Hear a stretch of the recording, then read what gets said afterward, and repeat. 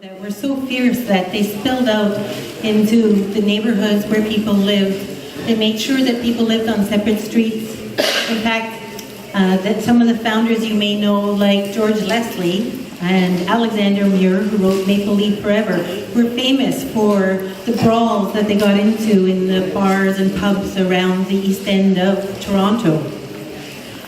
And then around 50 years later, in the early part of the 19th century, my own grandmother came to Toronto, and she told me then, taught me since then, to be very careful, because on July 12th there were again more religious parades where Protestants marched in favor of their victory over of Catholics, and any Catholics who were found that day would probably get beat up. When I moved to Toronto in the 1980s, the anti-racist action activists marched down the small street where I lived because a white supremacist lived nearby, a white supremacist who had been convicted of saying hateful things. So racism is a long part of the tradition of the founding of Canada, unfortunately, but something that we need to